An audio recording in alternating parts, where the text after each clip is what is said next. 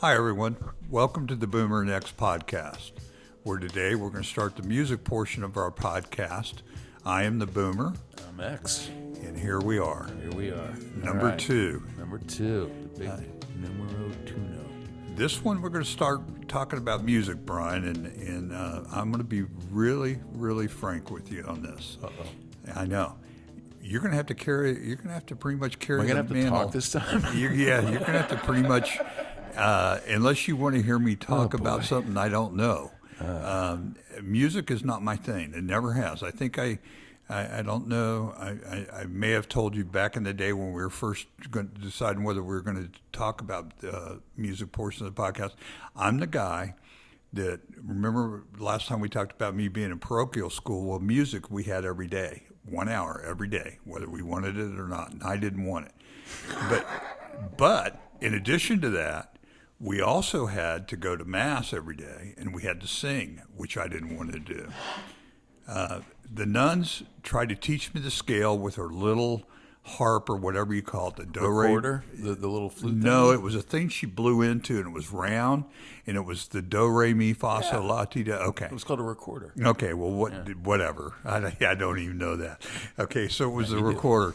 And I remember her getting on about the fourth attempt, and I may have gotten the do and the re, okay, but once we got to me, it was horrible. And I remember her just shaking her head and walking away. The next time I talked to her about music, she goes, "John, it's okay. What we want you to do is we want you to read the words silently or sing the words silently to yourself when you're in the choir." Lip sync, basically. Yeah.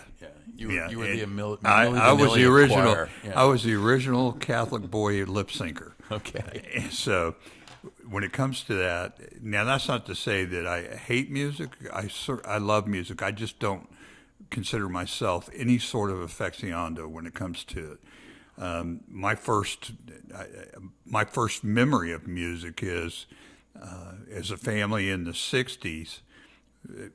On the black and white TV, I remember that Lawrence Welk was on Saturday night. Mm-hmm. And I remember everybody would sit around the TV and he would do his thing.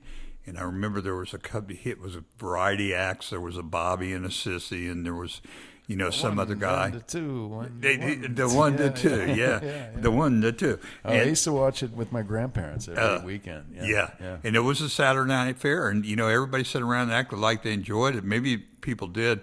The one thing I do remember is the Lennon sisters were on there, and they were hot. Okay. So you took some of it in. Yeah, so I did look forward to seeing, and I think Janet, see, the fact that I even remember that, 60 years later. Right. Janet Lennon was a hottie. I have no idea who that is. I know. I understand that. Lennon, Ellie, just like John Lennon. Like John Lennon? Okay. Except it was L-E-N-N-O-N, which is the same, yes. So the Lennon sisters. And then my next memory is the Ed Sullivan Show, which was on Sunday nights, and Sunday was a school night because of Monday school, and once in a while, I think Ed Sullivan was on 8 to 9, and we were allowed, if we were good, to watch the Ed Sullivan Show, and these long-haired, hippie-looking guys, mop-top people came on called the Beatles, straight from England, and I remember Ed Sullivan introducing them, and they came out, and I think they sung, I Want to Hold Your Hand. And I looked it up. They did 4 songs. They did I Want to Hold Your Hand. They did She Loves You and All My Lovin' Until There Was You. Oh, and I'm sorry. All My Lovin' Until There Was You, She Loves You, and I saw her standing there, and I Want to Hold Your Hand. They did 5 songs. Wow. I Saw Her Standing There was a good song. Yeah, it was a great song. It's still a good song. All My Lovin's one of my favorites. Yeah. So anyways, and of course my sisters were going crazy, and I thought it was okay. And I remember going to school and talking to my school buddies. I was probably in the 4th or 5th grade. And, and it was all the talk. It was, looking back, I now know it launched the whole British invasion, the Stones, sure, and everybody else. But I had no idea what was going on. And then I do remember, because the kids, so many of the kids were talking so much about it, that the nuns were telling us that it was we shouldn't be watching Ed Sullivan because not only did he have the Beatles on, but Elvis Presley had been on there before, and this was when Elvis Presley wasn't allowed to be shown from the waist down when he came on TV, Right. Because he was gyrating his hips. And there would have been a lot more babies being made. if Yeah, people that's saw right. that. Yeah, We can't have there that. were a lot of women were falling out. Oh yeah, yeah, and premarital sex would have been all over the place. yeah, Sure. it was definitely the devil's workshop. Can't be doing that. So Ed Sullivan was not on the agenda. I don't really remember anything besides that. Early on, I remember my mom listened to. She loved Harry Belafonte, and I actually liked him too. Yeah. He had a great voice, and I think that I remember like Kingston Town or some. Well, he was doing Jamaican influenced music for sure. Yeah, it was Jamaican music. It was kind of almost the beginning of the I guess the reggae intro. Before that, but Yeah. I mean, really, ska came along in the early '60s. So yeah, you're not wrong. Right. Do you think that, just to interject a question here, do you think your experience in making music turned you off to listening to music? Well, I didn't think I was very good at it, and Yeah. that's a very good question. I know I still can't sing because I don't know what makes a person tone deaf, but I'm pretty sure I am. Okay, and so I couldn't sing. So I love. Would I have liked to have been a musician? Yeah, but I just didn't think I had the talent for it. Right. And I quite honestly was very talented in some other things, Sports. athletics and stuff like that. So I just gravitated towards that because you want to do what you succeed at. Right. That's So, what hence the question. Yeah. Exactly. Yeah, I think with me it was the fact that I could play it or make some sense of it probably made me a lot more interested in listening to it. But I also, maybe there was maybe you were tone deaf. Maybe you couldn't feel music or hear it in the same way most people who aren't tone deaf can. I don't know. I don't even know what tone deaf means. I really don't either. I think it means you can't carry a tune because you can't hear yourself. That you can't hear the notes. Yeah, that I you're trying can't, to sing. and I don't think I can hear my. Well, I know. Excuse me. I don't think I can hear myself. I know I can't. So, and then any music I heard from basically up until I don't know, I started to get close to puberty. I remember the Monkees TV show came on. It was popular. Great show. Yeah. Well, yeah. I thought Davey was a wimp, personally. Well, he was, Peter was cool, though. Yeah, Peter was cool, and Mickey was a kook. Yeah. And who was the other one? Davey, Peter. Mickey, Peter, and there was Mickey. Wait, Mickey Dolenz, Peter Tork, Dave. I don't know what his Davy last Jones. name. Davy Jones. Who was the fourth? I don't know. We'll have to look that. I feel bad for him already. I do too. We're really doing him a disservice here. Yeah, because out of the millions of people that are going to listen to this, he might be one of them. He might be. We might give him a complex. He might be the only one listening. I know. Yeah. So Anyway. So anyways, we went from the Monkees. I didn't think much about anything else. We get it. I'm into 7th and 8th grade. I'm doing nothing but sports. I get into my 9th grade English class, and I start hearing about these hippie things out in New York, or out in San Francisco, excuse me. And, I start seeing on Walter Cronkite, the whole thing that was going on in Hyde-Ashbury. This would have been about 65, 66, 67, somewhere in there. And my 9th grade English teacher bought some Playboys to class, and I thought I can remember her name just because she bought the Playboys to class. Her name was Mrs. Lund. And Miss Lund, if you're out there, thank you very much for bringing the Playboys to class, because even though I didn't read the Bob Dylan interview, which is what you wanted me to do, I did enjoy the illustrations. The illustrations or the photography? Both. Okay. Yeah, that's what I mean. Both. And I thought that was so cool. So I heard about Bob Dylan, and she played a few things, and I thought, I heard his nasally like that, and I thought, what the hell is wrong with this guy? Yeah. I thought I was bad. Right. So next thing I know, I like this girl, and she wants to go out with me, and I ask her what she wants to do, and it's the summer of, this would have been, 68. What was her name? Judy. I'm not going to give the last name. Good. No, so I just wanted- Judy. Okay. Judy. And anyways, Judy wanted to go to the Denver Pop Festival, and this was 1968. And I didn't really care. I didn't necessarily want to go, but Many people would like faint hearing that now. Yeah, I know, but I went. I had my sister drive. Yeah. And just so you know, this was a happening. There was 50,000 people there. Yeah. We had, it was 3 nights. It was Big Mama Thornton, Iron Butterfly, Mothers of Invention, Three Dog Night, Creedence Clearwater, Johnny Winter, the big man Jimi Hendrix, So nothing to get excited about. Poco. Really. I know. Joe Cocker. Wow. Ike and Tina Turner. Oh my God. And this was, I think, before Woodstock. In fact, I know Woodstock was later in the summer. Yeah, we figured that out, I think. Yeah, it did. It happened later. So I remember the first night we were there, and I had started drinking, by the way. I wasn't getting high yet, but I had started drinking. And I remember this one guy was dancing I think it was to Joe Cocker, but I could be wrong. And he started stripping, a long-haired hippie kind of good-looking guy. And then pretty soon I remember he got down to his shirt, and I said, no, he's not going to take his shirt. He took his shirt off and threw it in the crowd. And then, of course, everybody's egging him on. And then he got to his underwear, and he had some tighty-whities on. And he took his tighty-whities off, his skanky, I know.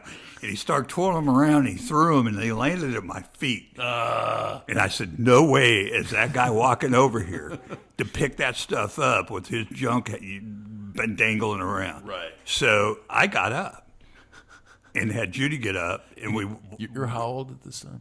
9th grade. What are you? 14. 14. Yeah. Yeah. I got up and we walked kind of to the side and let him come pick up his underwear. So that was the Denver Pop Festival, and I kind of enjoyed it. It was kind of a happening, but I wasn't a hippie yet. It didn't. Yeah, I can't imagine watching that guy kind of made you a hippie. You probably had a few years of non-hippie. He wasn't a good model. He wasn't a good role model. Didn't make you want to join. Yeah. Or did he? I don't know. And so what happened is that summer after the Denver Pop Festival, my parents decided they were going to move to the mountains. And a geographical cure. And at that time, what's a geographical cure? For my dad. Okay. Like we discussed last time. Yeah, last time. It was the last of the geographical cures. So he was moving to cure to get away from his drink. Yeah, to get away from everything, there, et cetera, et cetera. And Vietnam was escalating. Yep. So there were two things on the news: hippies and Vietnam. Right. And the music kind of started to intertwine with all three, or those two things, right. And that's when I started paying attention. Right. At first, I should back up. The first thing I started paying attention to was music. I did end up getting high that summer. Okay. And I That's remember when you really heard music. For the first really time. heard it. That's right, man. I was watching the fire and watching the flames dance in the fire, and they put the Grateful Dead on. Which, by the way, I know there's a lot of Deadheads out there. I'm not trying to offend you. I'm sorry, but I just never got it. Okay. I mean, I liked them. No, I get it. I liked them. It took me a long time. It wasn't until after high school I Yeah. started, or right around high school. It's but yeah. I know that's kind of hippie heresy, but it No, it's just deadhead heresy. A lot of hippies. it really is. And I mean, I like trucking, and I like to Right, a few songs, but whatever. Yeah. So I go to school, and now I'm in the mountains, and the important part about the mountains, and I know I'm talking a lot, but I want to finish mine because you're going to talk a lot after this. We move up to the mountains, and a lot of the people that were moving to the mountains were Vietnam vets that were dropping out, Right. so to speak, and they just wanted to get away. Yeah. You know, and I got to be friends with quite a few of them, mainly because they used to have some really good weed. Right. And so I would hang out with them, and I got to know them, and I was starting to get scared because now I'm 16 and 17. You know, in another year I may be going. Right. You know, The draft. yeah, and I'm scared to death. Right. You know, especially with some of the stories.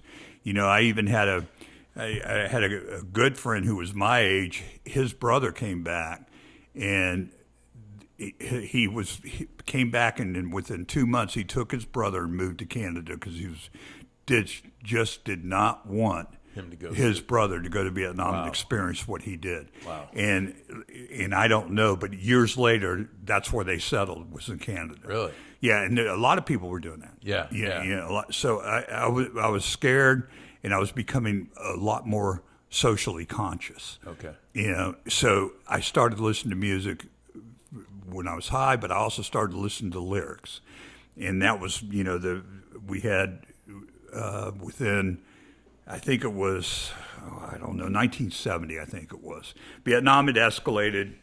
It was a big deal, and then Kent State happened. That was 70. Yep. Was it 70? Yep. Okay. And the reason I know that is because, and I, by the way, I should give Jackson State its due, but I don't like to lump the two together. That Jackson State there was also a shooting where 2 students were killed there, but that was racial, whereas in civil rights Right. oriented, whereas the Vietnam was, or the Kent State was it was about Vietnam. Vietnam. Yeah. You know, so, but they were both tragic. But it was the military pulling the trigger on Yes, its own on citizens. demonstrations. There was a problem. Yeah. That hadn't. That's correct, on don't demonstrations. know. Yeah. And the only reason I know that it was 70 is because I was a sophomore, and I was in a journalism class, and me and another kid, I forget what they call them. They call it a certain kind of machine that used to make copies. It wasn't a copying machine, but it was blue, and it had these big and went in circle. You wouldn't know. Yeah. But it was essentially an old time copier. Okay. And we wrote up a pamphlet, just, you know, because now Abby Hoffman and the Students for Democratic Society, SDS, had come out, and we were going to start the SDS chapter at a high school, man. So you were running copies. Was this Yeah. a printing press? No, it was like not that old. Okay. No, it was like a printing press, but it was in the journalism room. Yeah. But we made the master copy, and the master copy said, "Just what in the hell are you doing about Kent State and Jackson State?" Right. And then I don't remember. I wish I'd kept a copy of Yeah. it. Okay. But it was a 1-page pamphlet. Okay. We run them off. We run the copies. We even had one of our friends go keep calling the front office to have the journalism teacher go to the front office, and every time that she would answer the phone, he'd hang up, Yeah. and then he would call right back. He was sitting out there with a roll of quarters, Yeah. and so he kept doing that and kept doing that, so we could run him off. We ran him off. We snuck into the auditorium. We put him on the seats, and we just thought we were the biggest badasses that ever rolled. Just changed the world. Yeah, we did, man. We just ended the war. We did, and not only that, our principal was so upset not because it was done, but because you couldn't find out who did it. Right. You know, Right. There was no finding out. We were like heroes, and that takes me to high school. So I'm gonna back off a little bit now. Now music takes on a political significance to me. Yep. And you know, and I start listening to other artists, and now I really do like almost any music. The only music I never really got my arms around was disco, and I just probably because it goes back to me, you know, I couldn't dance either. So I can't sing and I can't dance, you know. Disco was not for you. It just disco wasn't for me. So that's what I got for my beginning to music. Well, it's interesting that we talked about this before, and like to what extent music changed the world back in those days in particular. And the conversation was, did it really? Did anything change? And I think that particular time in history is one of the most interesting of all, because to me, that's where the schism occurred. That's where kids were suddenly no longer liking the same music as their parents. That's correct. Back in the 40s, it was Doris Day and Who's That Puppy in the Window, and so on. And the kids were, I don't know if they loved it or not, but they sure looked like it on television. Right. And it wasn't until rock and roll. I mean, 50s really, but the 60s, you had the parents and their kids listening to different music. Then Vietnam came along and just carved a line right in the middle. I'm not saying all parents were against or for the Vietnam War, and I'm not saying all kids were against it, but by and large, that seemed like the lay of the land. You are correct. However, what stopped, and we can get into the Vietnam War, but I really don't want to, because I get sad when I think about it, because on so many fronts. Yeah. I think of the kids that were coming back that had been over there, and I mean these are kids my age. Yeah. I was young for my grade, so and they came back changed, and they without exception. Right. Without exception, there was, and having people, and I was never one of them. I did march against the war, but I was never one that was into the baby killer kind of. Calling the soldiers or anything like that. You didn't blame the soldiers. I always felt just horrible for these kids. Yeah. And because I knew it could be me. Yeah, and they didn't know why they were there. They had no clue. Most people in the country didn't know why we were there. They had no clue, and that's why one of he became like a big brother to me, Gary. Gary and Ellen, if you're out there, I know you're not probably, but he was a visual tracker, which is fancy words for you're the first one out, okay, on patrol. Right. And he said he was from a small town in Texas. He never ever thought about getting high until he got to Vietnam. And then once he got high, he said it was the only way he could even get through the day. Right. It's just being stoned the whole time. Right. The whole tour that he was in Vietnam. I would imagine. And he said that was true of a lot of the kids. And Right. then we had the opium and heroin too. Right. There were kids coming back completely addicted. Right. And maimed. Yeah. So it was a very tumultuous time. Yeah. But back to what you were saying about the schism. Yeah. It was around this time that a lot of the adults were starting to turn against the war as well. Okay. Because they were seeing it was becoming up close and personal to them. Right.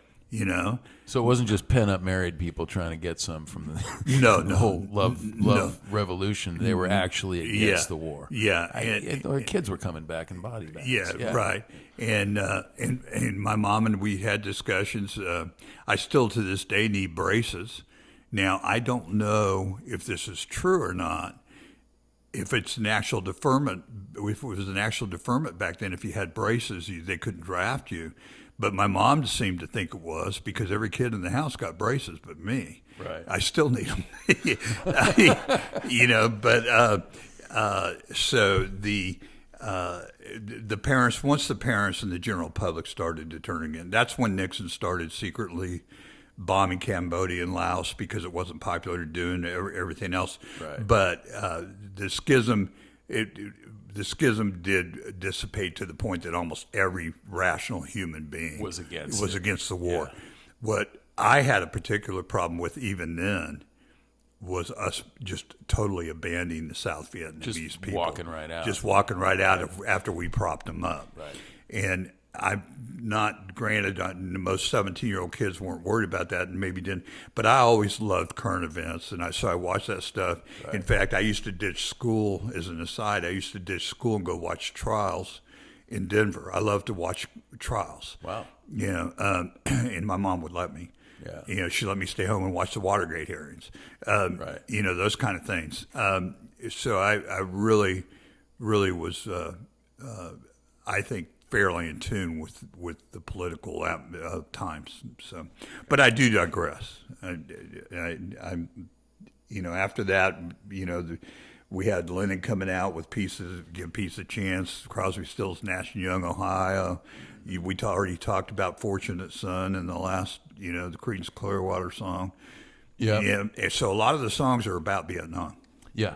Well, there was a lot of political. That's really out of the folk scene that was going on in Greenwich Village and New York and everything. Political music before that was, I don't know.